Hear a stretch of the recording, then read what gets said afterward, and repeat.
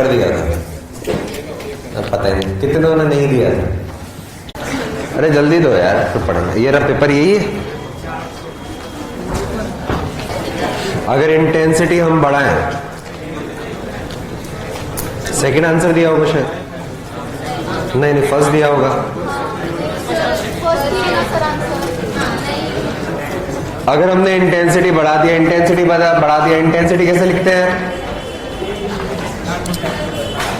अच्छा, intensity I कैसे लिखते हैं? एनर्जी पर यूनिट एरिया पर यूनिट टाइम। क्या एनर्जी कैसे लिख सकते हैं? एक के लिए एच न्यू तो एन के लिए एच एन एच न्यू। ये इस तरह से, ये क्या आ जाएगा? Small n h nu upon A. ये इंटेंसिटी है ना। अब क्वेश्चन में बोला जा रहा है इंटेंसिटी बढ़ा रहे हैं। यार ये बढ़ा रहे हैं तो हो सकता है ये बढ़ रहा, हो सकता है ये बढ़ रहा, हो सकता है दोनों बढ़ रहे। तो पहला क्वेश्चन है number of photons emitted by source in unit time increases. अगर ये बढ़ा रहे हैं तो ये बढ़ेगा।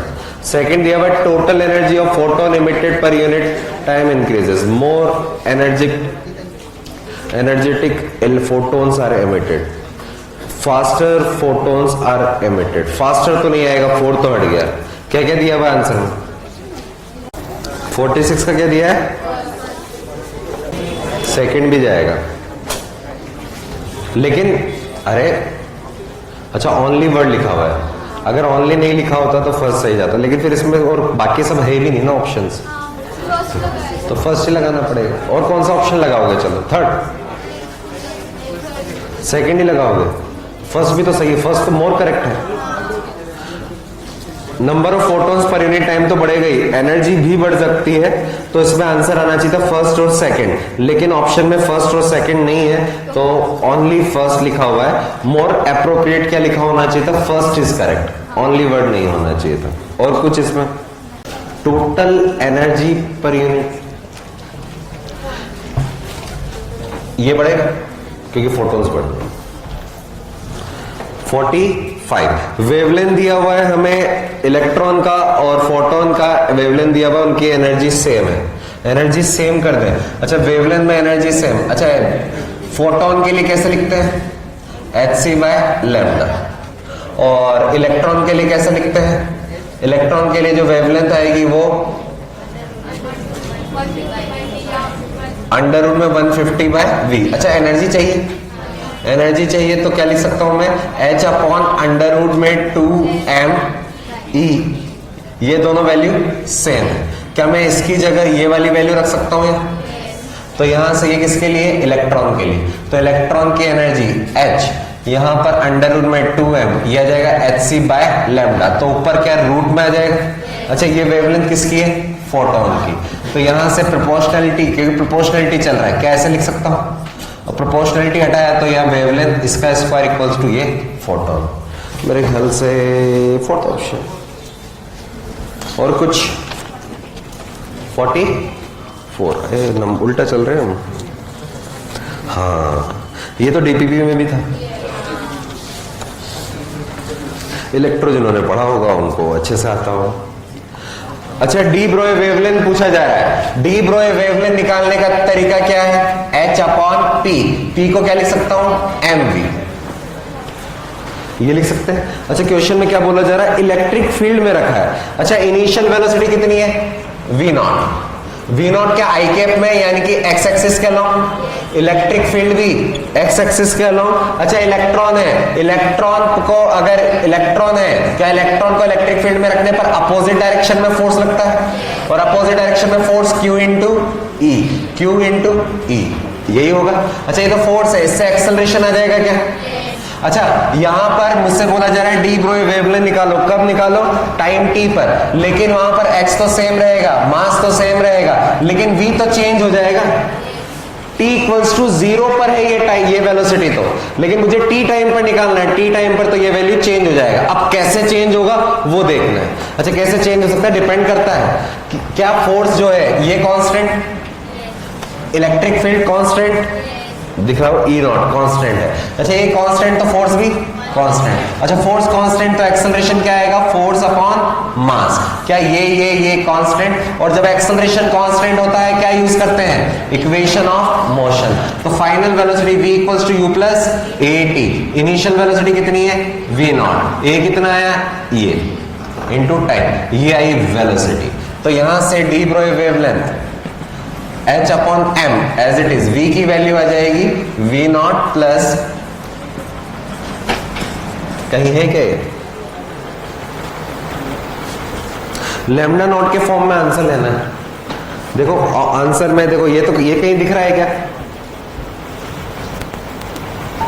लैम्डा नॉट के फॉर्म में, लैम्डा नॉट ये h नहीं है कहीं भी, क्वेश्चन में लैम्डा नॉट क्या दिया हुआ है। अच्छा क्या मैं यहां से h अपॉन m, यहां से v नॉट कॉमन ले लूं तो ये बाहर आ जाएगा v नॉट, ये आ जाएगा e m लैम्डा नॉट, नहीं सॉरी न्यू नॉट t, ये वैल्यू क्वेश्चन में क्या दी हुई है लैम्डा नॉट। तो यहां से आ जाएगा लैम्डा नॉट अपॉन में 1 प्लस एनसीईआरटी एग्जाम्पलर का क्वेश्चन, एक बार आया हुआ भी है मेडिकल में,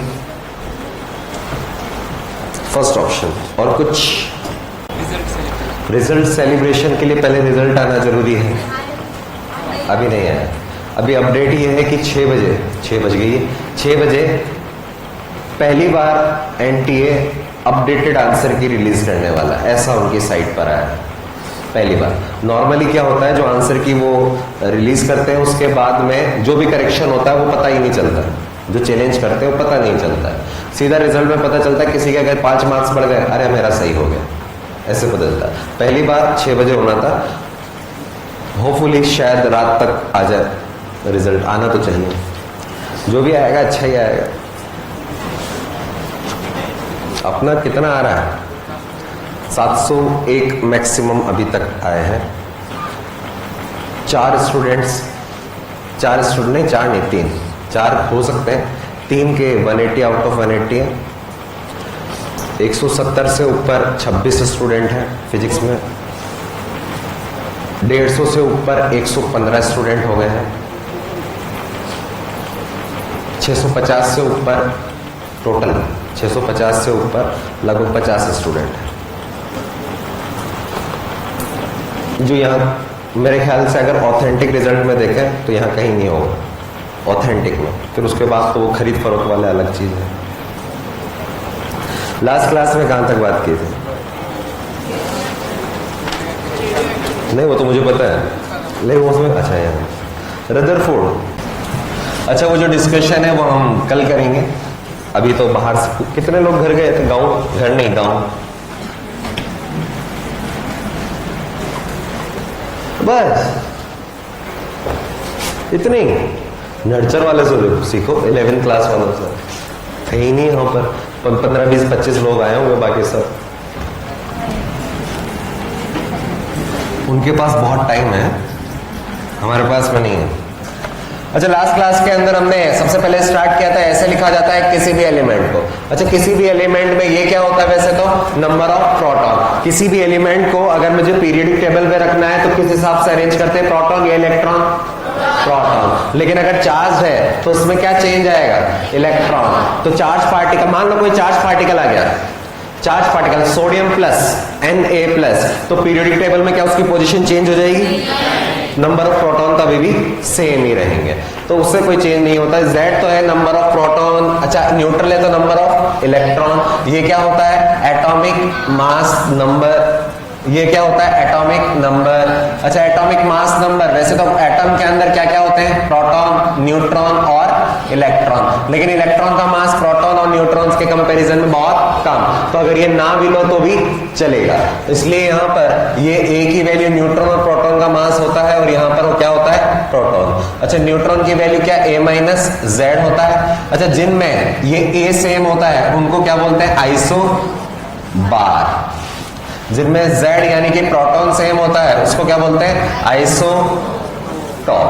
अच्छा जिसमें न्यूट्रॉन और प्रोटॉन का डिफरेंस सेम होता है उसको क्या बोलते हैं, आइसो डायफर। अच्छा न्यूक्लियस की साइज कितनी होती है, छोटी बड़ी, न्यूक्लियस और एटम, न्यूक्लियस छोटा होगा, न्यूक्लियस छोटा होगा तो उसकी साइज होती है 10 टू द पावर -15 और पूरा एटम का 10 टू द पावर -10। कितने टाइम्स बड़ा है एटम न्यूक्लियस के कंपैरिजन में?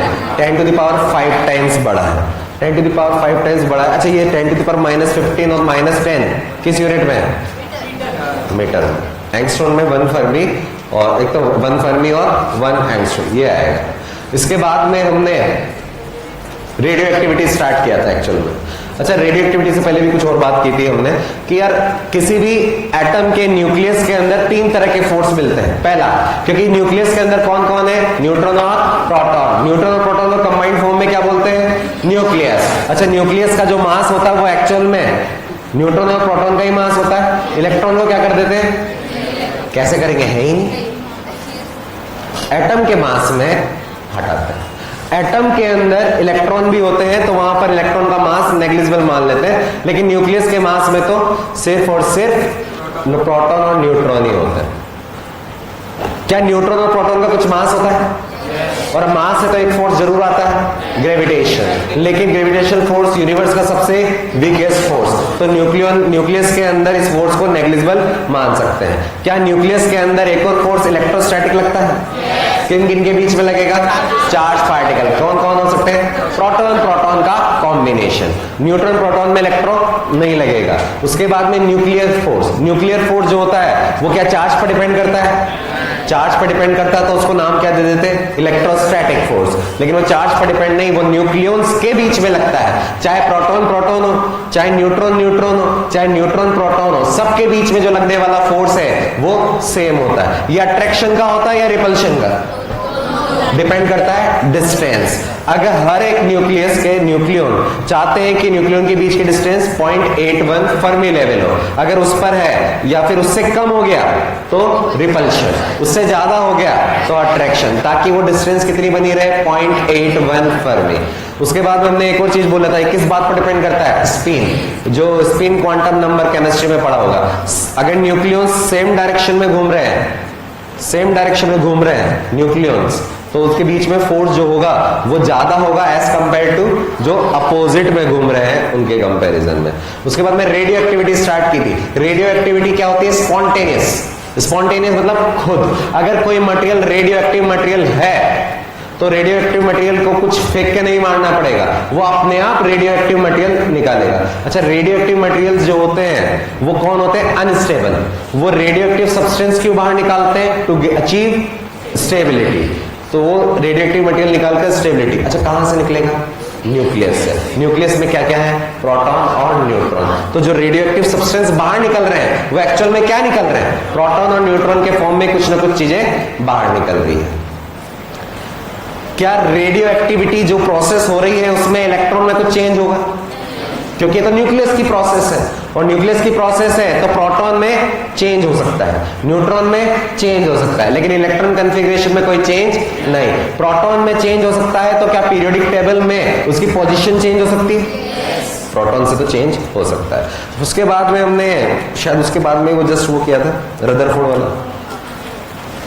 3 तरह के पार्टिकल्स पढ़ते हैं। ये रदरफोर्ड ने एक लेड बॉक्स के अंदर कुछ ऐसा मटेरियल रखा था। ये लेड बॉक्स है बेस्ट एब्जॉर्बर और रेडियो एक्टिव। एक बोला था हमने कुछ अनियन परमाणु।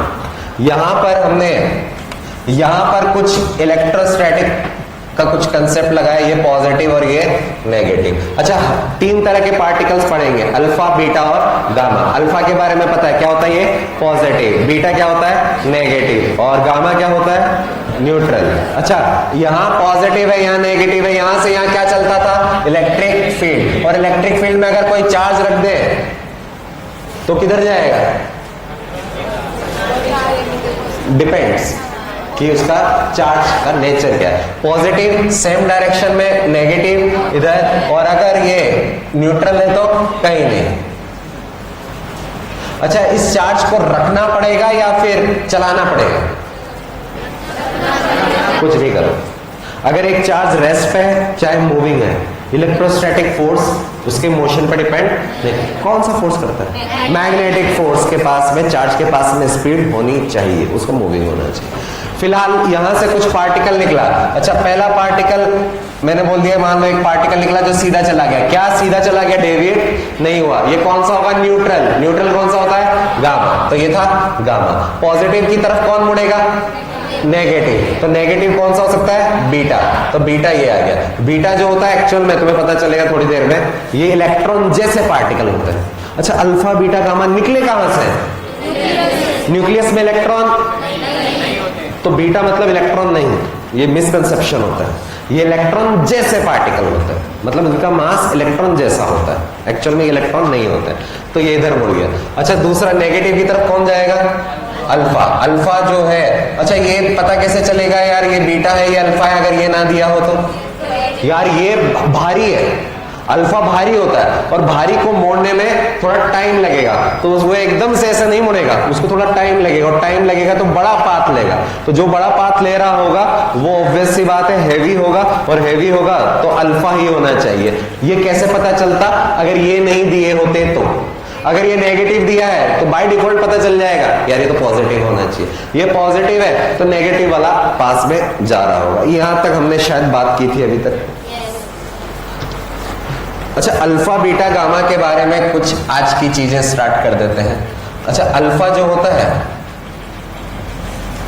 अल्फा, क्या ये अल्फा 2H4 क्या होता, बोलो, न्यूक्लियस बोल सकते हो, या फिर 2He4 प्लस प्लस एटम बोल सकता हूं, बात एक ही है, बात एक ही है, ये अलग अलग है। इन दोनों में से फर्स्ट और सेकंड में से कौन अल्फा है, फर्स्ट और सेकंड में से कौन अल्फा है, दोनों। कैसे,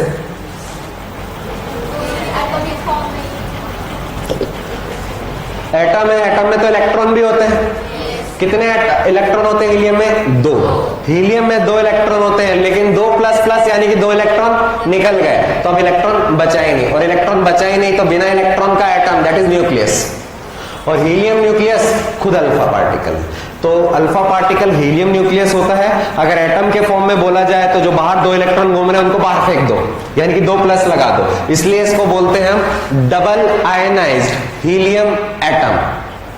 ये वर्ड कभी नाम सुना है, डबल आयनाइज्ड हीलियम एटम, या फिर सिंपल हीलियम न्यूक्लियस, इसमें इलेक्ट्रॉन है ही नहीं तो आयनाइज करने की जरूरत नहीं है, तो ये तो अल्फा पार्टिकल होते हैं। ये हीलियम नहीं, हीलियम जैसा कन्फिग्रेशन होता है। अच्छा, हीलियम जैसा कन्फिग्रेशन मतलब इसमें प्रोटॉन कितने होंगे, 2, न्यूट्रॉन कितने होंगे, देखो ये 4 और ये 2, तो इसमें से इसको माइनस करूंगा, A माइनस Z, 4 माइनस 2 कितना आएगा, 2। अच्छा, इलेक्ट्रॉन कितने होंगे, 0। ये क्वेश्चन आया हुआ है, पता होगा शायद 2019 या 20 में आया था कि अल्फा पार्टिकल में कन्फिग्रेशन प्रोटॉन, न्यूट्रॉन और इलेक्ट्रॉन का बताओ। इलेक्ट्रॉन होता ही नहीं अल्फा पार्टिकल में, क्योंकि वो कहां से निकलता है, न्यूक्लियस से, वहां इलेक्ट्रॉन कैसा आएगा। सेकेंड चीज, ये तो अल्फा के बारे में आ गया। सेकेंड चीज बीटा पार्टिकल, अल्फा पार्टिकल हो गया, बीटा पार्टिकल के बारे में बात करते हैं। ये बीटा पार्टिकल क्या होते हैं, इलेक्ट्रॉन के जैसे, इंग्लिश में लिख लेते हैं इलेक्ट्रॉन्स जैसे, इंग्लिश मतलब इलेक्ट्रॉन नहीं होते। अच्छा, इलेक्ट्रॉन जैसे का मतलब क्या है, इसका मास इलेक्ट्रॉन के बराबर। कुछ लोग बोलते हैं कि नेगेटिव होगा, नहीं, ये 2 तरह के होते हैं, ये 2 तरह के होते हैं, एक होता है नेगेटिव बीटा पार्टिकल और एक होता है पॉजिटिव बीटा पार्टिकल, दोनों पढ़ना है हमें, इसमें आएगा हमारे। नेगेटिव बहुत आसान क्वेश्चन है, आज हम जो भी पढ़ेंगे थोड़ी देर में उसमें से एक क्वेश्चन डेफिनेटली आंसर तो फंस ही जाता है, आएगा ही आएगा, और बहुत इजी है, सब कर लेते हैं, तो हमें भी करना है। ये क्वेश्चन अननेसेसरी कट ऑफ बढ़ाते हैं कि कट ऑफ ये आएगा, आ गया तो कट ऑफ बढ़ेगा, और आता ही हर साल आता है, तो इस साल भी आएगा ही वापस से। बीटा पार्टिकल जो है वो है इलेक्ट्रॉन जैसे पार्टिकल होते हैं, ये पॉजिटिव और नेगेटिव दोनों हो सकते हैं। ये आते कैसे हैं बाद में बात करेंगे। फिलहाल थर्ड पार्टिकल कौन सा है, गामा।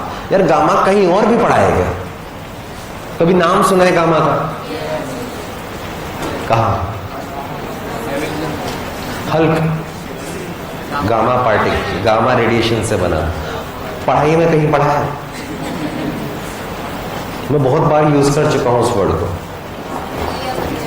हाँ, ईएम वेव। अरे ईएम वेव का स्पेक्ट्रम में gamma, X ray, ultraviolet, visible, infrared, micro radio ये सब होते हैं। तो गामा भी क्या है? EM wave. मैंने एक दिन बोला था, याद हो तो, कि जितने भी ईएम वेव होते हैं उन सब का एक फोटोन होता है। गामा का फोटोन, एक्सरे का फोटोन, विजिबल का फोटोन, इंफ्रारेड का फोटोन, रेडियो वेव्स का फोटोन। तो ये गामा वही है। अच्छा, ईएम वेव किस स्पीड से चलती है? लाइट की स्पीड से। कहां? वैक्यूम में। तो गामा पार्टिकल भी लाइट की स्पीड से चलेगा। गामा पार्टिकल लाइट की स्पीड। अच्छा, फोटोन, फोटोन के बारे में पता हो, फोटो इलेक्ट्रिक में पढ़ा होगा। मासलेस है, चार्जलेस है। वैसे गामा भी तो एक फोटोन है, क्योंकि ये ईएम वेव है। अरे ईएम वेव है तो फोटोन है, और जितने भी फोटोन आ गए तो वो भी मासलेस और चार्जलेस, यानी कि गामा बहुत हल्का। अरे इलेक्ट्रॉन जैसा पार्टिकल ये तो हल्का है ही, गामा इससे भी हल्का। मास नहीं है, चार्ज नहीं है। अरे चार्ज नहीं है तभी तो सीधा चला गया था, फोटोन है ना यार। दूसरी चीज और, अगर मुझसे पूछा जाए यार गामा फोटोन है, उसके पास में मास नहीं है, चार्ज नहीं है, लाइट की स्पीड से चल रहा है, क्योंकि ये वेव है, लाइट की स्पीड से चलेगा, तो बहुत तेजी से चलेगा। अल्फा बीटा गामा में से सबसे तेज कौन चलेगा? गामा। लाइट की स्पीड से चलेगा, क्योंकि क्या है? Electromagnetic wave. ये चीज क्लियर है क्या? तो इन सबसे रिलेटेड ही मुझे सारी चीजें देखनी है। Alpha beta gamma, third point में कंपैरिजन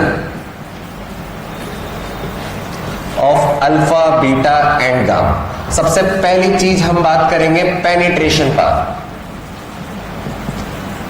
पेनिट्रेशन पावर, यार कौन सी ऑब्जेक्ट अच्छे से पेनिट्रेट, कौन सा पार्टिकल अच्छे से पेनिट्रेट कर पाएगा? Common sense. जो बहुत तेजी से चल रहा हो, जो बहुत हल्का हो या भारी हो। हल्का हो तो तेजी से चलेगा, पता ही नहीं चलेगा, पेनिट्रेट करते हुए निकल जाएगा। अल्फा बीटा गामा में से पेनिट्रेशन पावर सबसे ज्यादा किसकी होगी? तो यहां से पेनिट्रेशन पावर जो होगी वो अल्फा से बीटा की ज्यादा होगी, फिर गामा की सबसे ज्यादा होगी। बहुत तेजी से चल रहा है लाइट की स्पीड से। सेकेंड, कोई भी पार्टिकल किसी भी चीज को आयनाइज कब करता है? जब उसके पास में खुद के पास चार्ज। अगर मेरे पास में चार्ज होगा तो मैं किसी को भी आयनाइज कर दूंगा। आयनाइज मतलब उसमें से इलेक्ट्रॉन एक्सचेंज कर दूंगा। मुझसे पूछा जा रहा है कि इनमें से सबसे ज्यादा आयनाइजेशन पावर किसकी होगी? सोच के बताओ। अल्फा के पास में सबसे ज्यादा चार्ज है, 2 इलेक्ट्रॉन के पास में एक ही होता है, चाहे नेगेटिव हो चाहे पॉजिटिव हो, इसके पास में चार्ज होता ही नहीं है। तो गामा तो पेनिट्रेट करते हुए चला जाएगा, किसी को आयनाइज कर ही नहीं सकता। अरे करेगा भी कैसे? खुद के पास चार्ज नहीं है तो दूसरों को चार्ज कैसे ले सकता है? तो आयनाइजेशन पावर जो होती है वो अल्फा का सबसे ज्यादा और ये बीटा का। थर्ड पॉइंट जो है डिफ्लेक्शन। डिफ्लेक्शन अभी थोड़ी देर पहले बताया था, इन electric field, external electric field. यार इलेक्ट्रिक फील्ड में अगर हमने इन तीनों को रख दिया तो कम डिफ्लेक्शन होगा ही नहीं। कम क्या होगा ही नहीं। बीटा और अल्फा में से बीटा हल्का है तो उसका डिफ्लेक्शन ज्यादा, और फिर उसके बाद में तो डिफ्लेक्शन किसका सबसे ज्यादा होगा? सबसे पहले गामा का सबसे कम, फिर उसके बाद में अल्फा थोड़ा हैवी है, और हैवी है तो आराम से तो नहीं मुड़ पाएगा, थोड़ा सा कम डिफ्लेक्ट। अच्छा ये ऐसे चलना था, एक ऐसे मुड़ गया और एक ऐसे मुड़ गया, पहला और दूसरा, कौन ज्यादा डिफ्लेक्ट हुआ?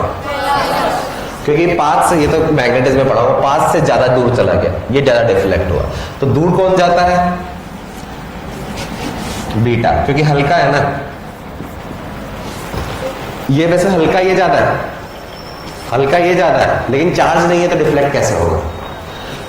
वैसे तो होना ये चाहिए था, अगर चार्ज होता तो सबसे हल्का ये मासलेस, तो ये होना चाहिए था, लेकिन बीटा सबसे हल्का, वो बहुत ज्यादा डिफ्लेक्ट हो जाएगा।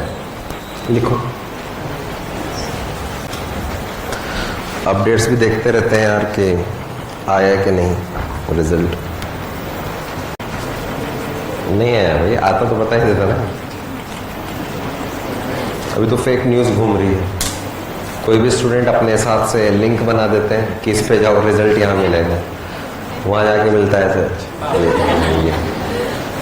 लास्ट क्लास जो बरसों पहले, मतलब 4-5 दिन पहले हुई थी, उस दिन मैंने ये वर्ड यूज किया था, पक्का? क्या मतलब है? चलो बताओ। यस, यूज आपने किया, आप बताओ। हाँ, ये इस वर्ड का मतलब क्या? Artificial transmutation. हाँ यार, रेडियो एक्टिव मटेरियल कहीं रख दो तो वो खुद से रेडियो एक्टिव सब्सटेंस बाहर निकालेगा। ये क्या है? चीज क्या है? नेचुरल हो रहा है, स्पॉन्टेनियस, अपने आप। और कोई ऐसा मटेरियल है जो है तो अनस्टेबल लेकिन वो अपने आप ये काम नहीं कर रहा, जैसे न्यूक्लियर पावर प्लांट, ये मैंने एग्जांपल भी लिया था। न्यूक्लियर पावर प्लांट में यूरेनियम पर न्यूट्रॉन फेंक के मारे जाते हैं, उसको बोलते हैं आर्टिफिशियली ट्रांसम्यूटेशन। इसको बोलते हैं आर्टिफिशियल ट्रांसम्यूटेशन। देखें क्या है, मान लीजिए एक न्यूक्लियस है एक्स। अच्छा ये एक्स है तो यहां क्या लिखेंगे? जेड, और यहां ए। इस पर कुछ पार्टिकल हमने फेंक के मारा, कुछ भी पार्टिकल हो सकता है, मुझे नहीं पता। मैंने मान लिया ये है ए, ये ए लिख दिया। ये ए जो होता है ये ए कहलाता है हमारा, जिससे फेंक के मार रहे, इसको हम बोलते हैं प्रोजेक्टाइल।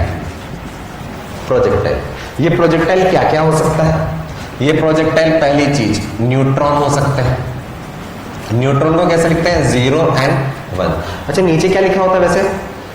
नंबर ऑफ प्रोटॉन कितने होते हैं न्यूट्रॉन में? न्यूट्रॉन में का आएगा प्रोटॉन, मतलब चार्ज 0 और मास 1, क्योंकि खुद का तो 1 का तो आएगा ये। दूसरी चीज, ये प्रोजेक्टाइल और क्या फेंक के मार सकते हैं? मन हो तो इलेक्ट्रॉन फेंक के मार दो, इलेक्ट्रॉन ये। अच्छा चार्ज नीचे आएगा और ऊपर क्या आता है? मास। इलेक्ट्रॉन का मास हमने नॉर्मली तो कुछ तो होता है, लेकिन अगर प्रोटॉन और न्यूट्रॉन के कंपैरिजन में देखो तो 0। और इसको यहां पर चार्ज कितना होता है? -1। इसको एक और तरीके से लिखा जाता है, ये तो वो Z X और A के फॉर्म में है, और अगर सिंपल बताना है कि ये क्या है? इलेक्ट्रॉन, वो ऐसे लिखा जाता है।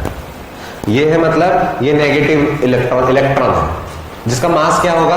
0, और चार्ज कितना होगा? -1। और क्या हो सकता है? न्यूट्रॉन। इसको क्या लिखा? 1H2, या फिर कई बार 1D2 भी लिखा रहता है। और अल्फा भी ले लो यार, उसमें क्या? अल्फा 2He4, प्लस लिखूं? अगर प्लस लिख दूंगा तो क्या लिखना पड़ेगा साथ में? एटम। और अगर सिर्फ ऐसा लिखा तो क्या होगा? ये न्यूक्लियस।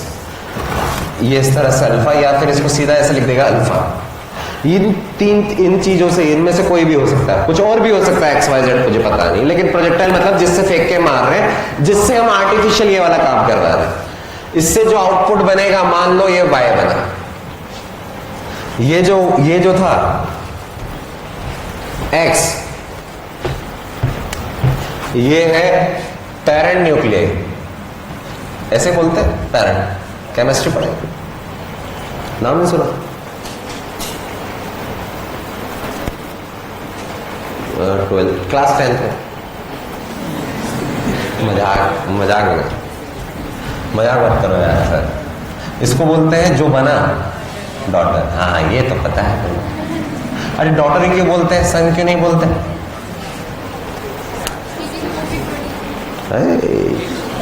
सही बात।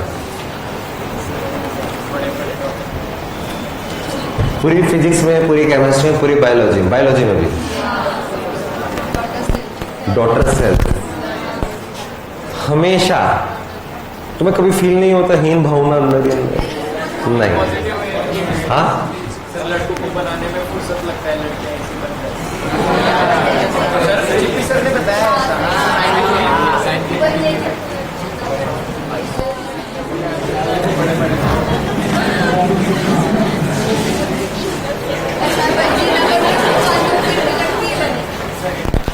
यार टाइम तो वही 9 महीने लगे थे यार। नहीं सर, नहीं, अगर ऐसा हुआ तो फिर लड़का नहीं लड़की बच्ची। क्या बोली तुम? चलिए, ये होता है पेरेंट न्यूक्लियस और ये होता है डॉटर न्यूक्लियस। और हो सकता है कुछ छोटी मोटी चीजें ABCD, जैसे A दिया था, यहाँ मान लो B निकल गया। अच्छा यहां पर वो A था, हो सकता है ये A' बन जाए, और वहां Z था तो ये क्या बन जाए? Z'। इसको लिखने का एक तरीका क्या है?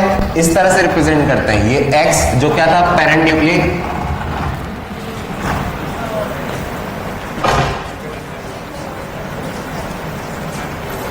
बकरियां है क्या तुम्हारे पास?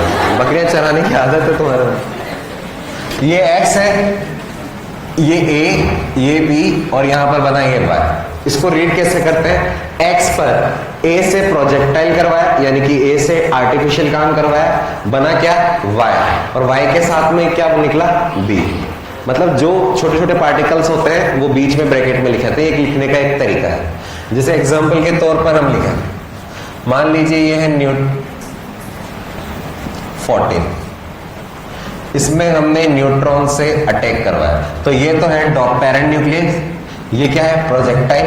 इससे क्या बनने वाला है मुझे नहीं पता, मान लो ये बन गया y, ये y बन गया, और यहां पर एक चीज बन गई है, ये मान लो अल्फा, ये क्वेश्चन में दिया हुआ है, अल्फा बन गया। इसको सेटिस्फाई करें, क्या बनेगा? 7n4 प्लस 0n1, ये जो y जो भी बना प्लस अल्फा, अल्फा को क्या लिखूंगा? 2he4। इसको बैलेंस किया जाता है। बैलेंस कैसे किया जाता है? ये टोटल कितने हैं? 15। ये टोटल कितने हैं? तो यहां पर ये कितना है? 2। ये सब बैलेंस किया था। ये टोटल कितना है? 7। तो यहां नीचे भी कितना होना चाहिए? 7। नंबर ऑफ प्रोटॉन चेंज नहीं होंगे। तो अगर ये 2 है तो ये कितना आएगा? 5। ये टोटल 15 है, इसमें से 4 ये हो गया, तो ये क्या बनेगा? 11। अब ये 5y11 क्या है मेरे को नहीं पता, इसलिए मैंने y लिख दिया। इसको और दूसरे फॉर्म में क्या लिखा जा सकता है? 7 नाइट्रोजन 14, कौन गिराया? न्यूट्रॉन, ये न्यूट्रॉन लिख दिया। n कौन निकला साथ में एक्स्ट्रा में? अल्फा, और बाहर क्या आउटपुट आया? Daughter nucleus. इस तरह से लिखा जाता है। इस पर इससे प्रोजेक्टाइल करवाया, ये बना, साथ में अल्फा। ध्यान रहे हमेशा जैसे केमिस्ट्री में करते हो वही काम यहां करना है। Z जो है पूरे बैलेंस होने चाहिए और A जो है वो पूरे बैलेंस होने चाहिए। बैलेंसिंग के लिए ये न्यूट्रॉन और ये हीलियम या प्रोटॉन, इलेक्ट्रॉन, ये सब काम आएंगे। यहां पर न्यूट्रॉन था इसलिए न्यूट्रॉन और अल्फा, ये क्वेश्चन में दिया हुआ है, ये गिवन है। ये मत सोचना सर पता कैसे चलेगा कि अल्फा निकलेगा, अरे गिवन है, कुछ और निकालना होगा तो कुछ और दिया होगा। ठीक है, इतना लिखो।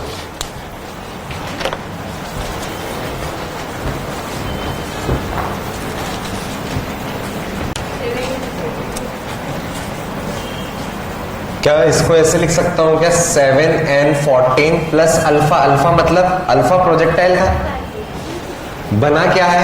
y प्लस, अच्छा क्या नहीं, और साथ में क्या निकला इसके?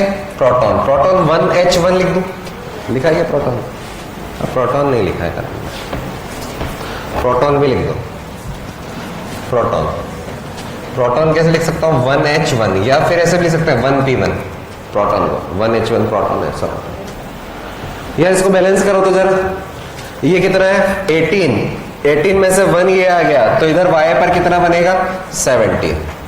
ये है 9, 1 इधर हो गया, तो इसको 8 बनना पड़ेगा, तो z की वैल्यू 8 आएगी, a की वैल्यू 17 आएगा। इस तरह के चीजें तो बेसिक चीजें हैं, पता होनी चाहिए।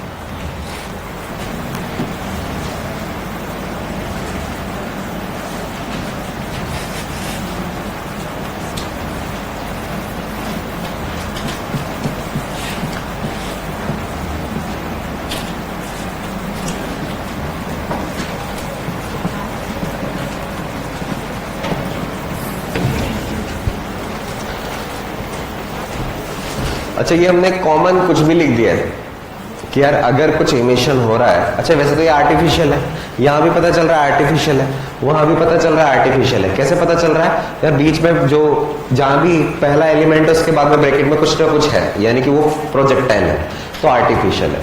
अब रेडियो एक्टिव इमिशन देख रहे हैं, क्या ये रेडियो एक्टिविटी थी क्या? रेडियो एक्टिविटी तो क्या होती है? खुद से स्पॉन्टेनियस, और ये आर्टिफिशियली हमने फोर्सफुली काम करवाया।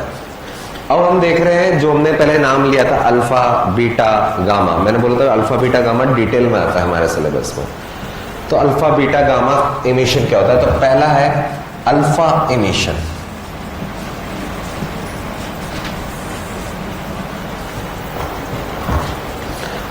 अल्फा में क्या क्या चीजें आएंगी? अल्फा पार्टिकल में क्या होगा? 2 प्रोटॉन और 2 न्यूट्रॉन, इलेक्ट्रॉन।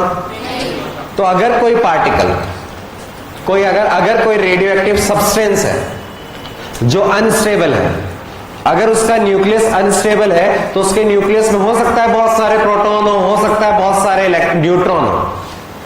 2 प्रोटॉन और 2 न्यूट्रॉन मिलकर अल्फा पार्टिकल बनाते हैं। इस अल्फा पार्टिकल, ये जो अल्फा पार्टिकल है वो न्यूक्लियस से बाहर एमिट हो जाता है। इसको हीलियम क्यों बोलते हैं, हीलियम न्यूक्लियस? क्योंकि हीलियम में भी 2 प्रोटॉन और 2 न्यूट्रॉन होते हैं, बस इसलिए बोलते हैं ये हीलियम न्यूक्लियस जैसा होता है। एक्चुअल में हीलियम न्यूक्लियस नहीं होता, हीलियम न्यूक्लियस जैसा होता है, वरना हीलियम तो अलग चीज है ना। क्योंकि ये 2 प्रोटॉन और 2 न्यूट्रॉन बनकर बाहर निकला है, तो अब प्रोटॉन और न्यूट्रॉन बनकर ये एक न्यूक्लियस बनकर बाहर निकला है, एक मिनी न्यूक्लियस। मिनी न्यूक्लियस मतलब यार ये कौन सा न्यूक्लियस है जिसमें 2 प्रोटॉन 2 न्यूट्रॉन है? हीलियम में होते हैं, यानी कि हीलियम जैसा निकला है। तो यहां से अल्फा इमिशन क्या होता है, मान लीजिए कोई एक्स एलिमेंट है, इसका Z एटॉमिक नंबर है, A एटॉमिक मास नंबर है, इसमें अच्छा यहां एक चीज लिख देना, हमने लिखा नहीं, ये तो आर्टिफिशियल है, तो यहां स्पॉन्टेनियस होगा क्या? Non spontaneous. अल्फा इमिशन, अगर इसने अल्फा इमिट किया, अगर इसने अल्फा इमिट, माइनस अल्फा मतलब अल्फा माइनस बाहर निकाल दिया, तो मान लीजिए ये बना Y और साथ में क्या आएगा? अल्फा। अल्फा को 2He4 न्यूक्लियस, ये लिख सकता हूं, अल्फा निकल गया। यहां क्या बचेगा? ये A है, ये 4 है, ये कितना आएगा? A-4। ये Z है, ये 2 है, तो ये क्या होगा? Z-2। ये वैल्यू है, ये इक्वेशंस बनेगी। बैलेंस कर रहे हैं हम और कुछ नहीं। अच्छा किस चीज को बैलेंस करते हैं? A और Z को। साथ में हो सकता है कुछ एनर्जी निकल जाए, हो सकता है कुछ एनर्जी निकल जाए, हो सकता है एनर्जी निकल जाए। ये जो होता है ये एनर्जी, हीट के फॉर्म में एनर्जी निकल जाएगी, हीट के फॉर्म में कुछ एनर्जी निकल जाएगी। अच्छा जितने भी इमिशन होते हैं, चाहे अल्फा हो, चाहे बीटा हो, चाहे गामा हो, इमिशंस में ईच इमिशन, कोई सा भी इमिशन, कोई सा भी, A एंड Z, A क्या है? A क्या है? एटॉमिक, इंपॉर्टेंट है, लैंग्वेज क्वेश्चन में मजा आ जाएंगे अगर आ गया तो। Atomic mass number and Z, ये दोनों क्या होते हैं? Conserve.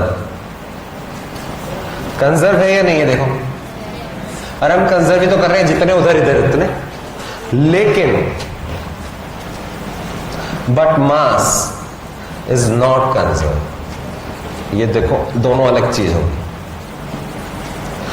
Atomic mass number conserve रहता है, मास कंजर्व नहीं होता। आइंस्टीन ने कुछ बोला था, मास इज फॉर्म ऑफ, हमें क्या पता है?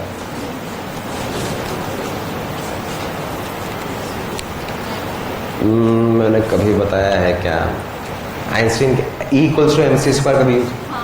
अरे बताया तो है मैंने, मुझे याद आ गया, फोटो इलेक्ट्रिक वगैरह कुछ बताया था।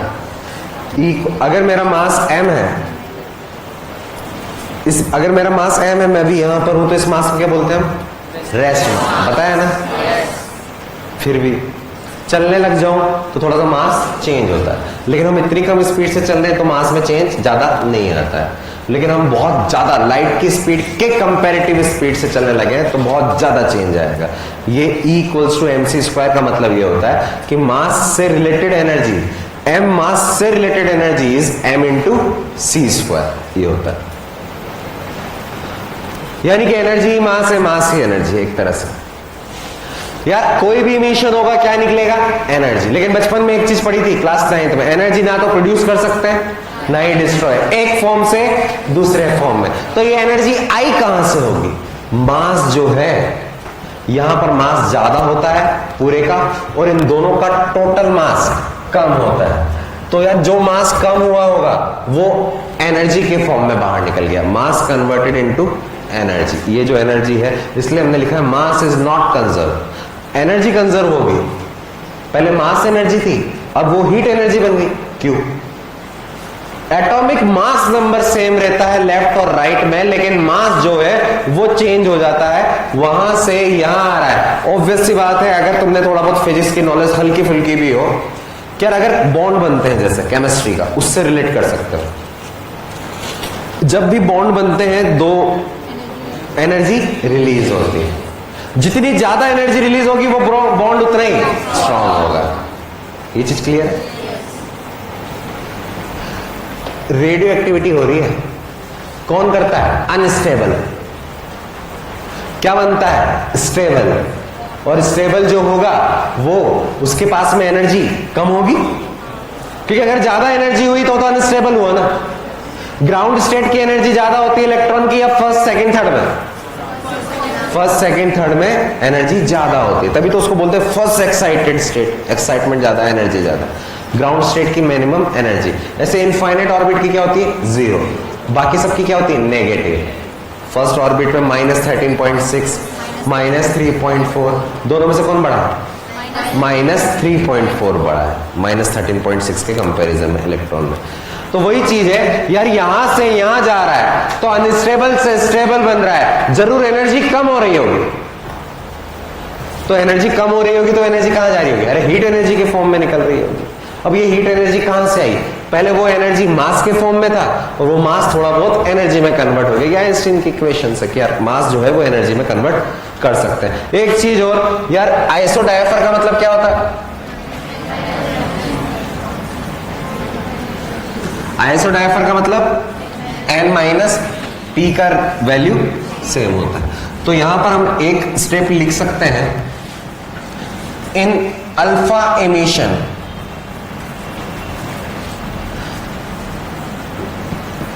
parent and daughter nuclei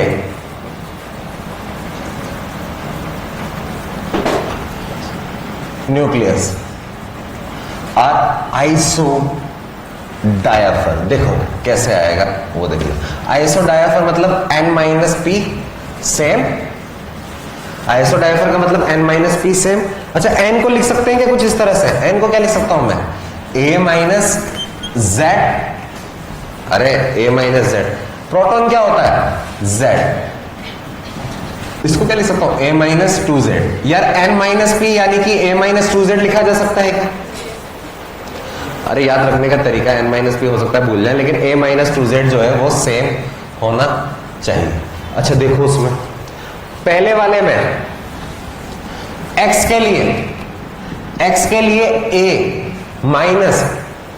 a-2z, z कितना है? z ही, तो ये 2z। यह x के लिए क्या ये n-p है? अरे यही तो n-p, यही तो है। अच्छा y के लिए निकालो, y के लिए a क्या है? a-4 -2z, z क्या है? z-2। ये कितना है? -4। ये कितना है? -4 -4 कितना कैंसिल? क्या बचेगा इन बाहर? 2z। क्या ये वापस से a-2z आया? अरे दोनों वैल्यू बराबर, यानी कि दोनों के लिए n-p सेम।